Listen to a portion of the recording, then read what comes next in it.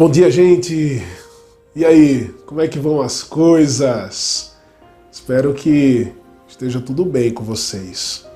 Hoje Deus tem preparado algo muito especial, por isso eu queria que você se desconectasse de tudo aquilo que porventura possa tirar sua atenção e se conectar aqui com a gente, se conectar nessa espiritualidade que vai trazer para o seu coração, para sua casa, um tempo muito especial, um tempo de deleite na glória e na presença de Deus. Então, já desconectados de qualquer interferência externa, vamos nos colocar diante de Deus em oração. Queria orar com você. Em seguida, a Clarissa vai estar cantando umas músicas com a gente. Eu queria que você não fosse apenas um ouvinte, mas um participante dessa celebração. Chama todo mundo, vamos celebrar junto. Vai ser um dia muito especial na presença de Deus. Senhor, muito obrigado, Pai, por mais uma semana que se inicia diante do Senhor. Quero te rogar, Senhor, que os nossos corações sejam aquecidos. Quero te rogar, Pai, que o Senhor transforme tristeza em alegria. Que o Senhor transforme, ó Deus, ansiedade em paz. Que o Senhor, ó Deus, possa trazer cura. Deus, que o Senhor traga perdão. Que o Senhor possa alcançar mentes e corações no dia de hoje, trazendo transformação, Senhor, para essas pessoas que estão conosco, para cada irmão e irmã da nossa comunidade Mosaico e aquelas, ó Deus, que estão espalhadas em tantos lugares no Brasil e no mundo, nos assistindo agora. Senhor, vem com glória. Enche, Senhor, esse ambiente com a Tua presença, porque quando o povo de Deus se reúne, a glória do Senhor vem. E quando a glória do Senhor vem, o nosso coração é plenamente satisfeito e conectado com aquilo que de fato nós precisamos. Senhor, que hoje a gente saia daqui fortalecido. Em nome de Jesus. Amém.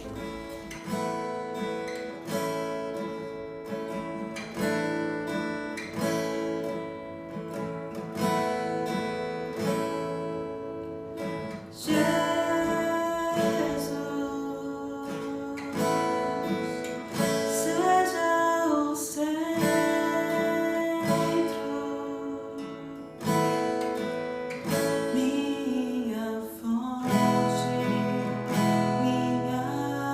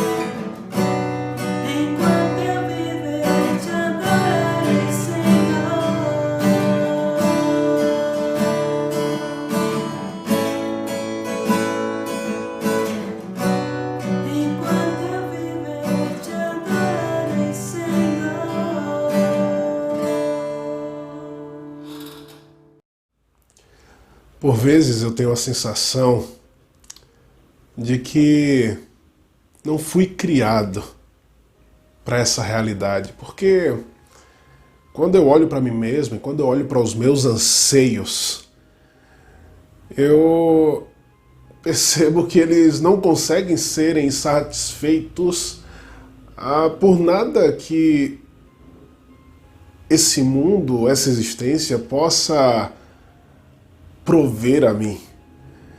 Isso é por vezes muito engraçado, porque existe de fato tantas coisas legais para se viverem, para se experimentarem nessa vida. Isso é bom. Quem não gosta de curtir uma boa festa, quem não gosta de curtir um bom restaurante, quem não gosta de fazer viagens exuberantes e desfrutar das mais belas praias que o Nordeste brasileiro pode proporcionar para a gente.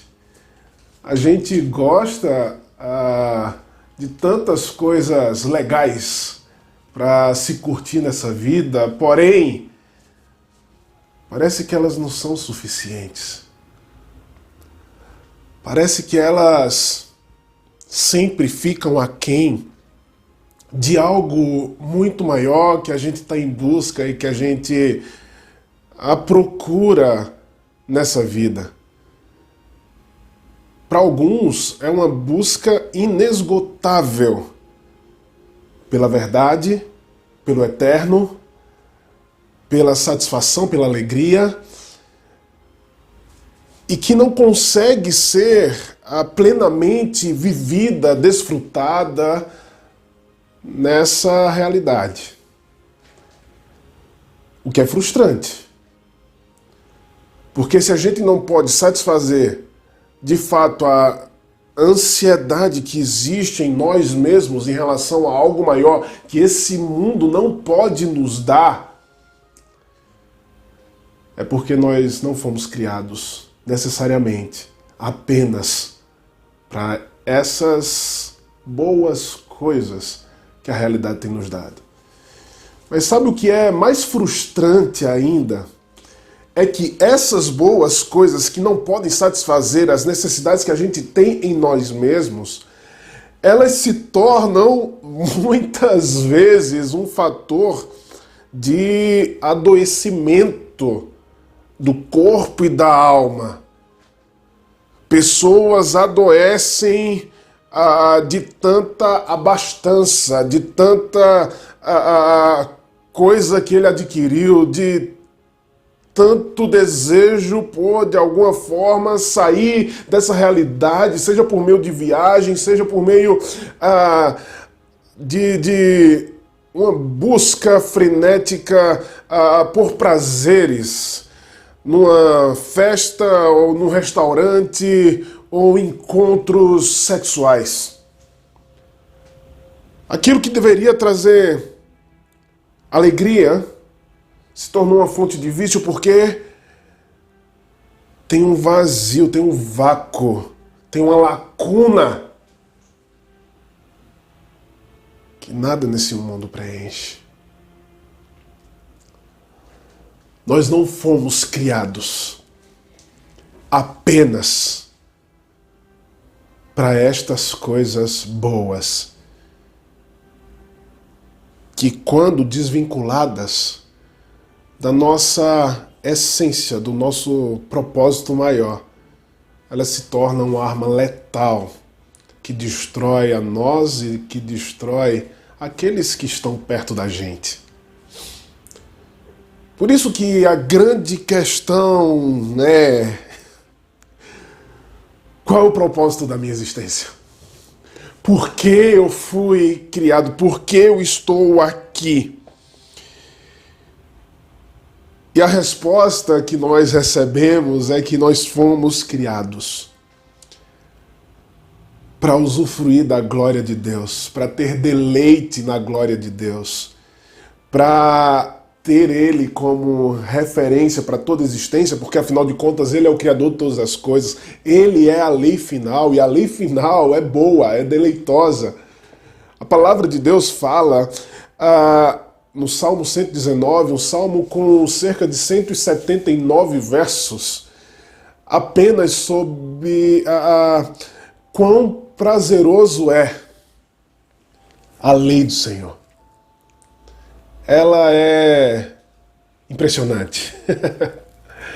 E ela é a nossa referência final. Nós fomos criados para, nessa companhia, nessa glória, trazermos de fato à tona o que significa experimentar de satisfação plena nessa existência e naquilo que nós construímos, naquilo que nós fazemos, nas nossas relações. Mas nós nos esquecemos da glória. Nós quisemos construir uma glória que não nos pertencia. A gente desejou usurpar a glória de Deus para vivermos uma glória humana que é tão passageira, que é tão pequena, que é tão ilusória, que promove, na verdade, em nós uma dependência de caminharmos de glória em glória e descobrirmos que essa caminhada em busca de glória em glória, na verdade, nos aprisionou, nos deixou pessoas vazias. É como um saco furado, é como um buraco negro. Porque é ilusório. Não foi para isso que a gente foi criado. Foi para uma glória muito maior, infinitamente grande, o qual o universo não é capaz de contê-la. Eu gosto desse verso das Escrituras, quando Salomão fala: Senhor, nós construímos esse templo para o Senhor, o templo de Salomão, opulento, grande, bonito. Tinha, sim, aspectos culturais legais de serem apontados para uma sociedade que queria ter Deus como centro, orientador de todas as relações. Mas Deus, ele olha para o que Salomão fez e fala: Salomão, você acha que isso que você construiu pode conter a minha glória? Nem os céus dos céus são capazes de conter a minha glória. Quanto mais essa casa que você ergueu. Deus não habita em tendas. Aí vem todo um discurso do Senhor para Salomão.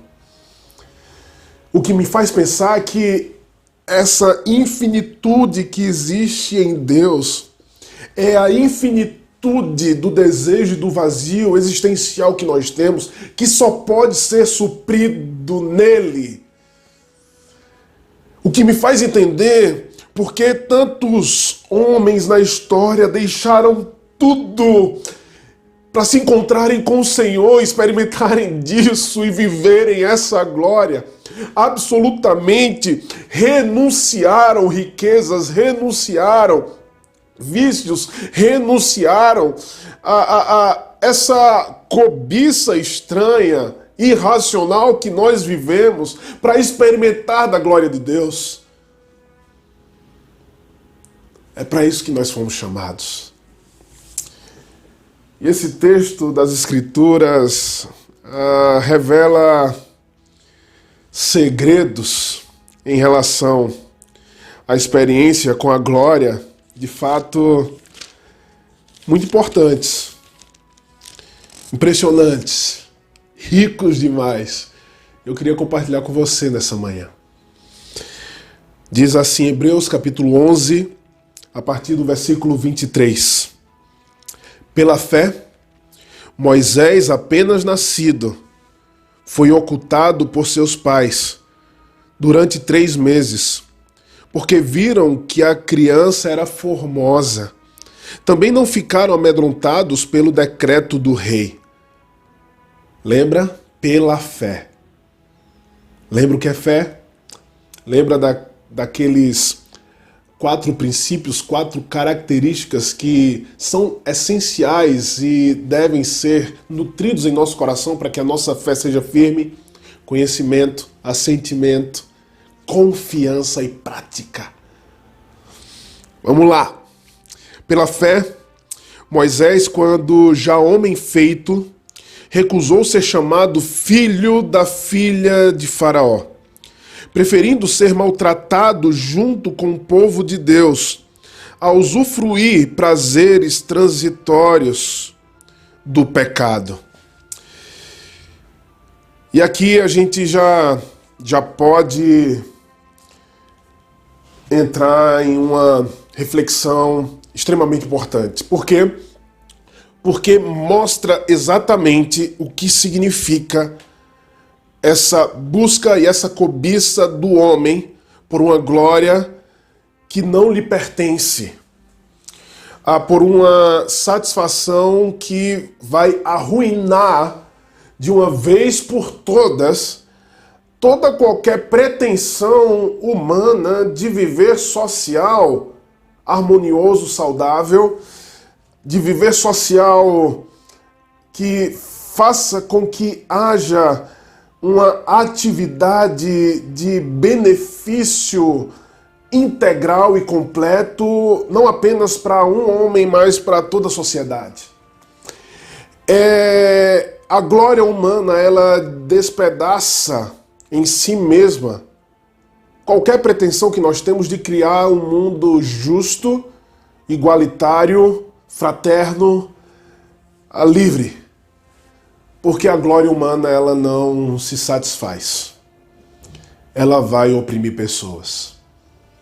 Ela vai destruir vidas. Pode ser dentro de casa, a partir da relação marido, esposa, quando esse homem ou essa mulher decidiu viver a partir de si mesma e decidindo viver a partir de si mesmo, tentando de alguma forma a reinar sobre ele mesmo, subjuga o outro, maltrata o outro, humilha o outro, seja com palavras, seja com ações, seja com a vergonha de uma relação pervertida, seja com a vergonha de uma traição, seja com violência, seja com, enfim, N formas de atitudes que vão subjugar, maltratar o outro. Por quê? Porque tirou Deus como referência, perdeu a glória de Deus. Afinal de contas, todos nós perdemos a glória de Deus. Romanos capítulo 3 diz que todos nós estamos destituídos da glória de Deus, distantes. Nós precisamos retornar para essa glória. E toda essa briga de sexo masculino, feminino, essa briga feminista, ou essa instituição machista, tudo isso é fruto dessa perda do centro orientador para as nossas vidas, dessa perda da experiência com a glória de Deus, daquilo que faz com que o nosso ambiente, esse ambiente que é invisível, mas que traz tanto peso, se torne deleitoso, agradável. Então, não apenas nas pequenas relações, mas nas macro-relações, a gente vai ver que quando Deus é tirado de cena, a escravidão surge, a morte surge, a violência surge, a guerra se espalha por toda a humanidade. Por quê? Porque o homem está à procura de uma glória que não lhe pertencia. Faraó é esse exemplo. Faraó, gente, a história do Antigo Egito é uma história terrível. por mais majestosas que sejam as pirâmides, elas foram construídas para enterrarem um homem. Faraó, que tinha título de Deus, era a pessoa que prefigurava Horus, um deus egípcio. Aquele que era considerado como o senhor da vida e da morte. Pessoas eram escravizadas, chicoteadas, humilhadas para construírem um túmulo para um homem como eu e você. Faraó, por quê? Porque ele queria a glória. E ainda assim era insuficiente. Ainda assim não satisfazia. Então ele precisava, de alguma maneira, buscar e ostentar maiores riquezas, buscar e ostentar maior poderio militar, buscar e ostentar a maior significação cultural para as pessoas, a sua influência, enfim, ele queria e cobiçava mais e mais. A história de como surgiram os faraós é uma história de sobreposição de poder humano, de busca por glória, de um homem sobre outros homens. Essa é a história de Nemes, o primeiro faraó, que subjugou os outros 42 governadores das pequenas comunidades que haviam ali ao redor do Egito, e assim surgiu o mito de que Faraó era um homem divino e que detinha o poder da vida e da morte. Já pensou? Alguém que é visto culturalmente como aquele que tem o poder da vida e da morte vai dominar todo mundo.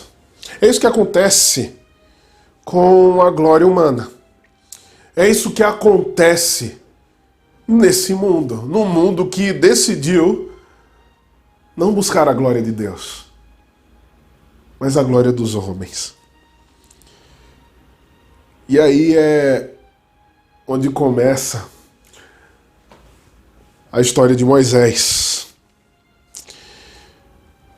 Diz assim: ele recusou ser chamado filho da filha de Faraó, preferindo ser maltratado junto com o povo de Deus, a usufruir prazeres transitórios do pecado.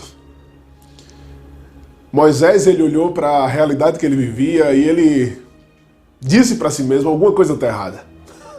Não é possível.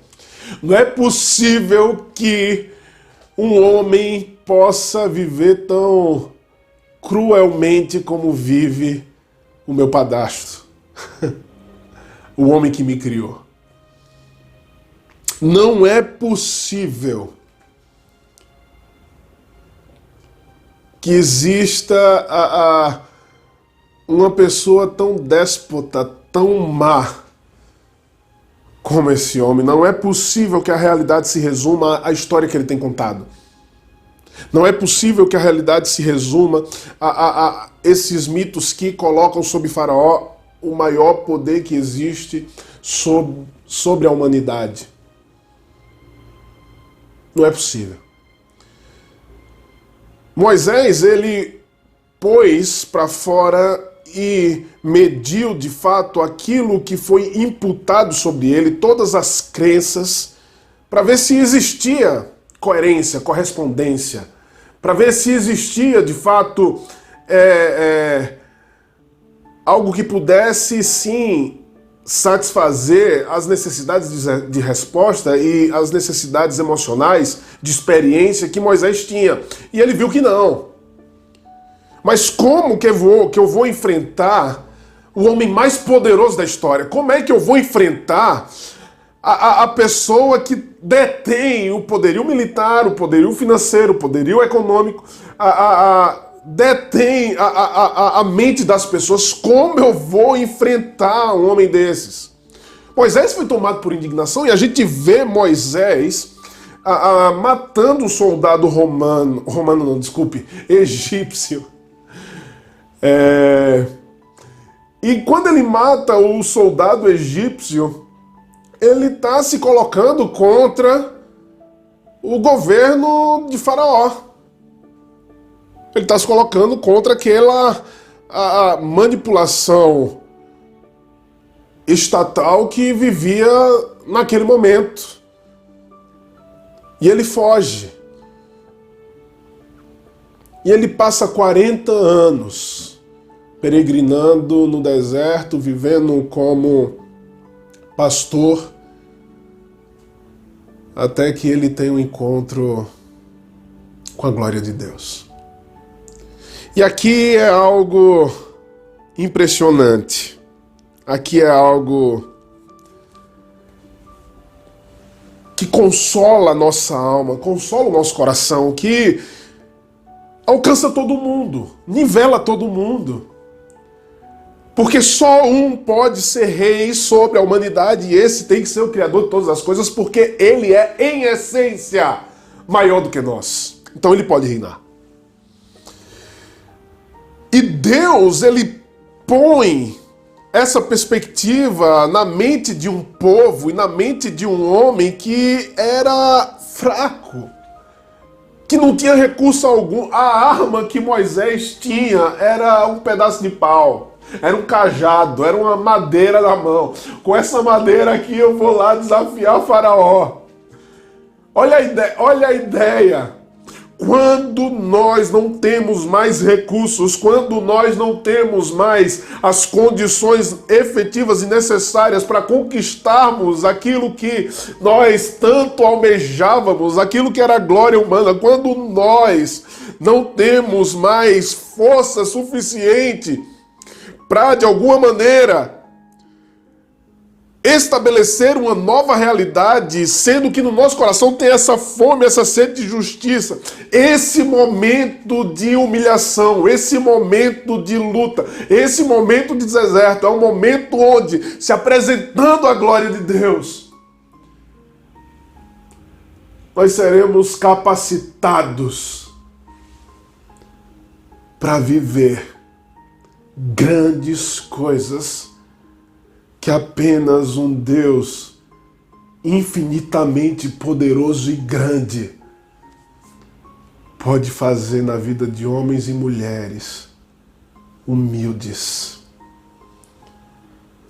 necessitados. Deus, ele ama o humilde. Um dos textos das Escrituras que eu mais gosto é um texto que diz que Deus para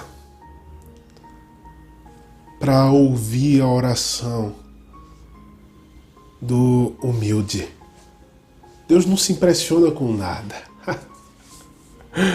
Deus não se impressiona com aquilo que a gente pode produzir. Ele se alegra, porque Ele nos deu essa potencialidade e Ele quer que a gente viva a nossa criatividade. Mas Ele não se impressiona. O que impressiona a Deus é um coração quebrantado, é um coração humilde. E como é bom viver esse quebrantamento, como é bom ter o nosso ego, o nosso orgulho quebrado, como é bom a gente sentir a mesma dor que todo mundo sente. Como é bom ser normal. Nesse momento de escassez de glória humana, a glória de Deus aparece. E quando a glória de Deus aparece, a gente não quer outra coisa. A gente não deseja mais nada. Porque o que vai comprar a glória de Deus? Que dinheiro compra a glória de Deus? Que tecnologia constrói uma experiência com a glória de Deus?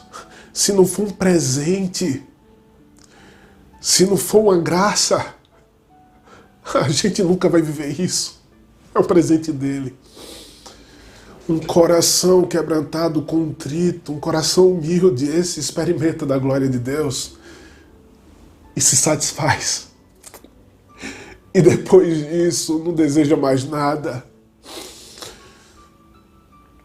Mas quando a gente experimenta da glória de Deus, a gente é chamado por Deus para fazer com que outras pessoas experimentem isso, porque a humanidade foi criada para isso. Isso liberta. Moisés sai daquela experiência com a glória de Deus e vai até o Egito libertar o povo do poder de Faraó, porque ele não tinha força suficiente, ele tinha o poder de Deus, porque ele tinha o poder de Deus, ele faz isso. E a gente sabe a história. O maior império da humanidade é desbaratado pelo Deus dos escravos, pelo Deus dos fracos, pelo Deus dos humildes, pelo Deus que não tinha pelo Deus daqueles que não tinham recurso algum, não tinham poder militar algum. Pelo contrário, o que eles tinham em suas mãos eram instrumentos de capinaria, enxada. Deveria haver pá naquela época, né? Enfim, era isso que eles tinham em mãos. Mas eles tinham algo que o Egito não tinha: o favor do Criador de todas as coisas. E presta atenção, uma das coisas que Deus gosta de fazer é manifestar a verdade, desbaratar mentiras, destituir prisões intelectuais, academicistas, filosóficas que têm prendido as pessoas e imposto uma sensação de terror, de medo. Deus gosta de fazer isso. Ele faz. Isso é maravilhoso. Moisés se encontra com a glória de Deus e outra coisa ele não queria. E o texto continua, diz: porquanto considerou o opróbrio de Cristo por maiores riquezas do que os tesouros do Egito, porque contemplava o galardão. Pela fé ele abandonou o Egito, não ficando amedrontado com a cólera do rei, antes permaneceu firme, como quem vê aquele que é invisível. Isso é maravilhoso. Qual é o galardão de Moisés? O galardão de Moisés é o próprio Deus. Moisés, depois que passa pelo Mar Vermelho, conduz o povo ali pelo deserto, ele e o povo são convocados para estarem diante do Senhor no Monte Sinai.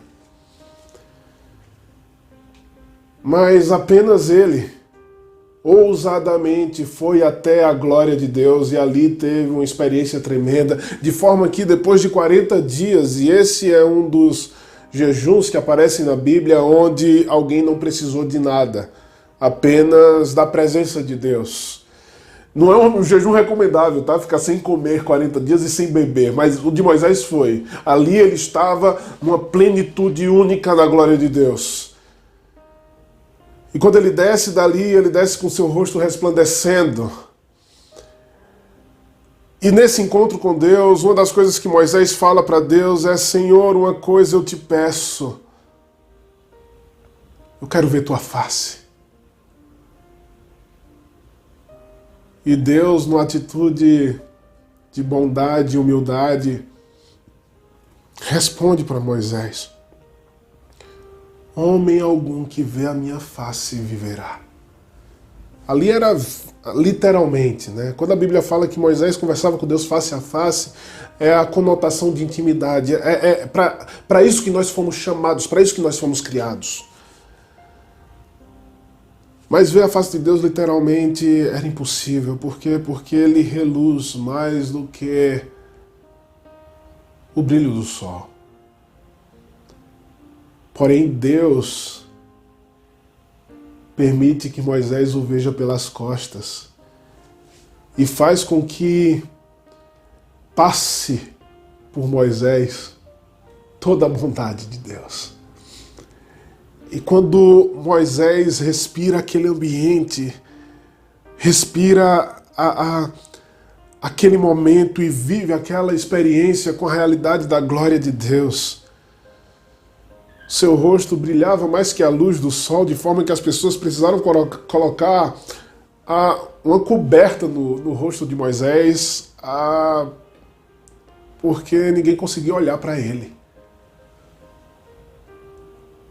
Moisés descobriu que era a plenitude.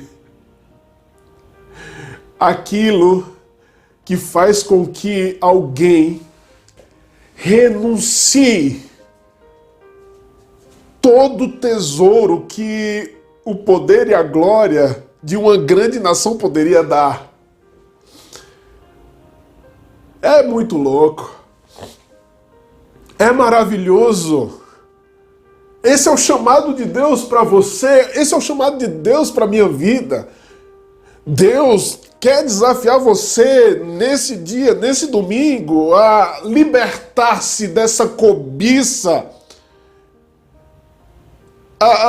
frenética, alucinante por algo que esse mundo não vai dar. Você não vai encontrar nessa existência algo que possa satisfazer tanto seu coração e a sua alma, a sua vida, te dar um novo significado do que a glória de Deus. Não existe. Não existe. Por isso que é melhor o opróbrio de Cristo do que os deleites no palácio. É muito melhor. Há muito mais alegria, há muito mais vida. Há muito mais existência, há muito mais satisfação.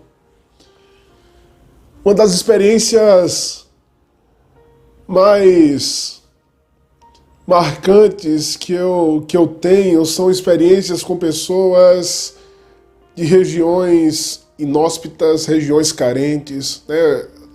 Seja na África, seja nas comunidades pobres aqui no Brasil. A gente encontra pessoas que só tem Deus e que tem tudo. Isso é maravilhoso. Nessa manhã, o desafio das Escrituras e o desafio dessa palavra é: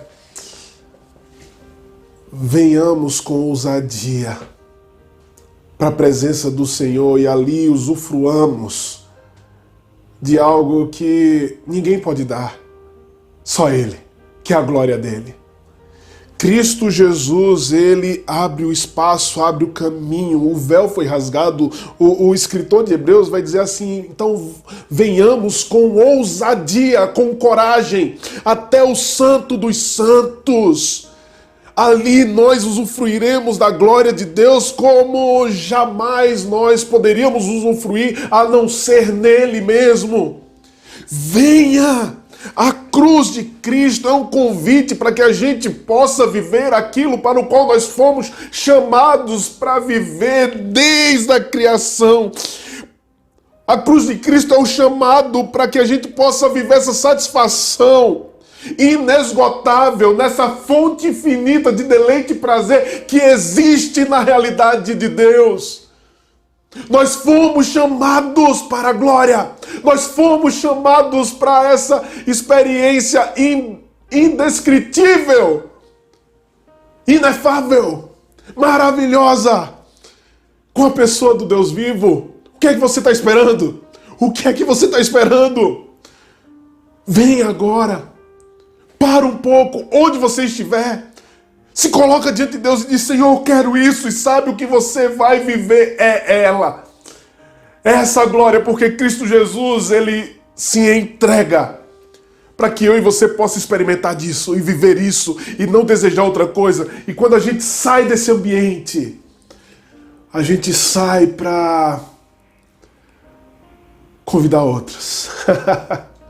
A gente sai para curar outros. A gente sai para alcançar outros com isso que é único, com isso que é poderoso, com isso que a humanidade tanto anseia e precisa. O que é que você está esperando? Vamos viver a glória de Deus? Vamos esquecer essa frenesia louca, consumista de um mundo que tenta manipular a mim e a você, dizendo que outras coisas podem substituir Deus? Não vão, não conseguem. São pequenas demais.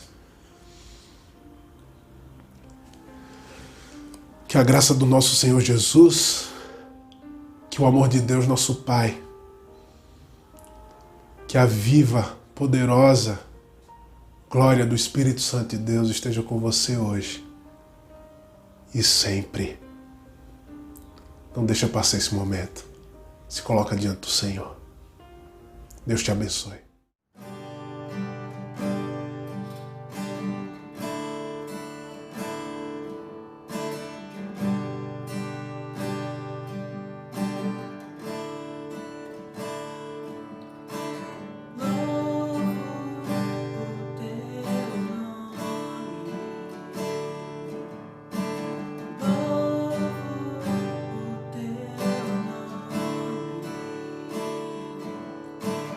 No.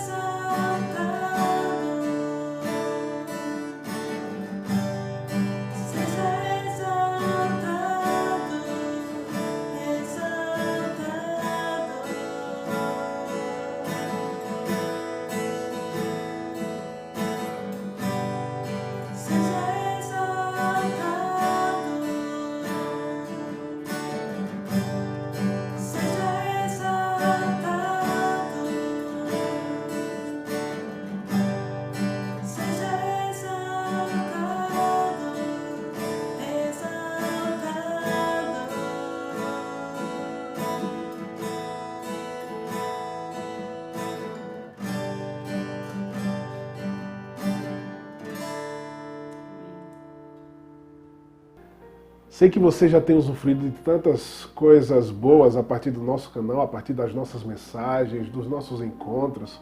Como tem sido bom.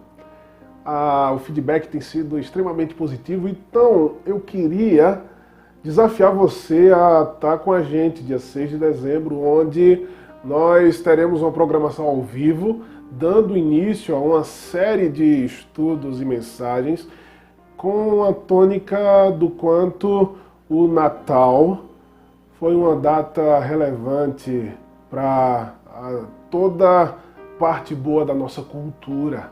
Como sem o Natal tantas coisas estariam distantes daquilo que nós vivemos hoje, como por exemplo a solidariedade. Então, chega junto, vai ser super especial.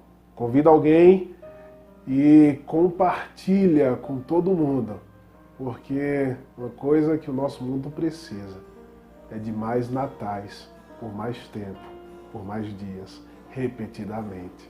Vem com a gente, vai ser muito especial.